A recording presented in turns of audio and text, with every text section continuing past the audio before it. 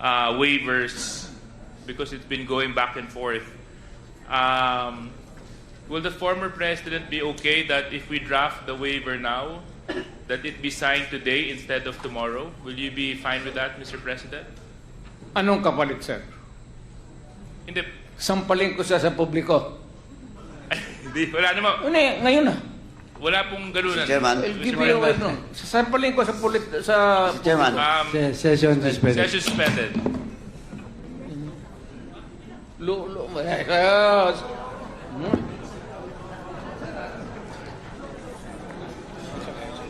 Sabit.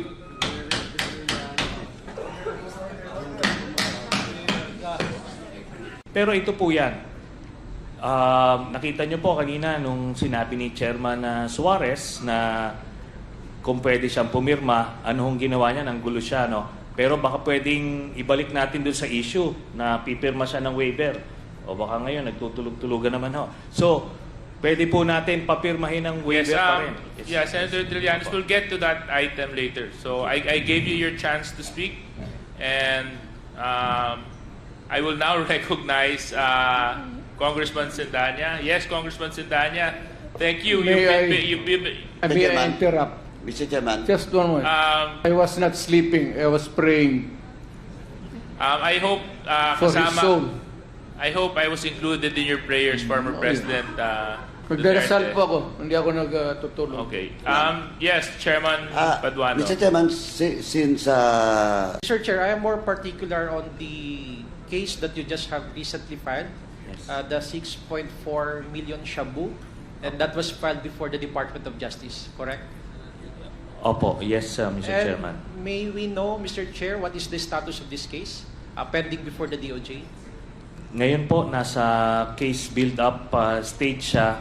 Pero ano po ito, no? Open and shut case ito dahil yung ibang involved dito na akusado ay actually na-convict. So they will just be using the same set of evidence. Pero this time, it will include ito na mga ibang mga personalities na hindi nasama dun sa unang kaso, Mr. Chairman. And aside from Mr. Chair, may I interrupt? If this is an open and shut case, why is there a build-up until now? Dahil Nagmamakawa ako sa Diyos na i-file na. Dispense with the investigation, file the case in court. darating po tayo dyan, Mr. Chairman. Pero ito po, no, buti nga yung anak niya na drug lord at saka yung ano niya, son-in-law ay... That will be, I take exception to that statement, Mr. Chair. Please... It is not fair. It's my opinion. It's my Statement. opinion. Ikaw nga, pinapapatay mo yung mga suspected. Session suspended.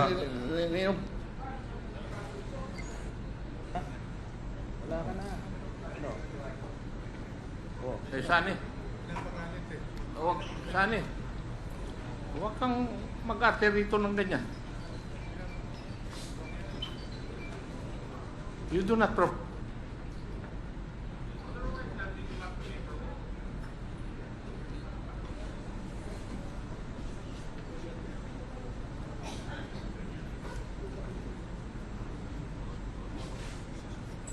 Please avoid calling names.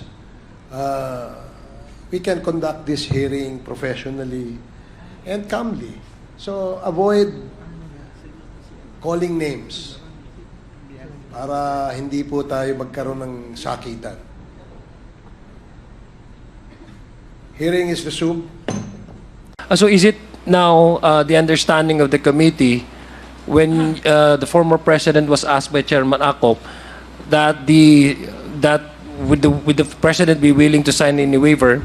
Would that be safe to assume, Mr. Chair, that that would be conditional? Or because I presume when the former president right away answered the question of Congressman Acop, I presume that it was actually in affirmative and it was actually in all candidness, all honesty.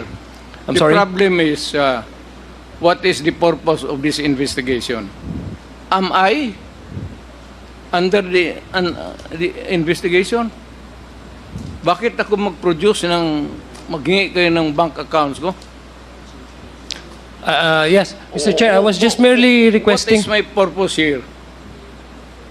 No, Mr. Chair, with all due respect, I was just merely confirming. That's why when I asked the former president, confirming and to elaborate further on the question propounded by Chairman Acop, it got my curiosity and I got intrigued because, when the question was straightforward and the answer was also given straightforward.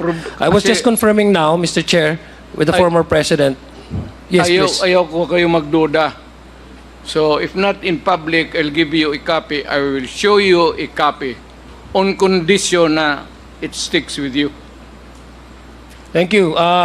With that, Mr. Chair, I guess it was clarified by the president. I would have wanted, for example, for the response of the former president to really be in accordance with how he responded in affirmative, but based on the clarification right now, Mr. Chair, it seems that it was conditional, no, Mr. Chair. Just for a confirmation lang po and for clarification, Mr. President. Hindi, ang kasi ang Mr. problema Chairman. sa joint account kasi yan. So, I had it back of my mind about my wife. Okay, I understand that, Mr. Chairman, Mr. I'm President. sure you have a wife and you have bank accounts. Yes, I have a lovely wife, Walang yes, Mr. solo President. dito na may bank account tayo. It's always, pagka may asawa ka, joint talaga yan. That is the Filipino way of doing it. Thank you, Mr. President, Thank you. for your straightforward answers. Thank you, Congressman Mr. Chairman. Jong. Mr. Chairman. Yes, former Senator Trillanes. Well, just for the record, joint account between Duterte and Vice President Sara Duterte. So sila not the wife.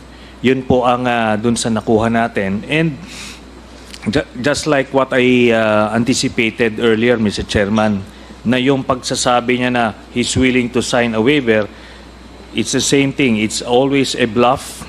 Ngayon, yung sasabihin niya, sasampalin daw ako, pipirma siya ng waiver, sige po,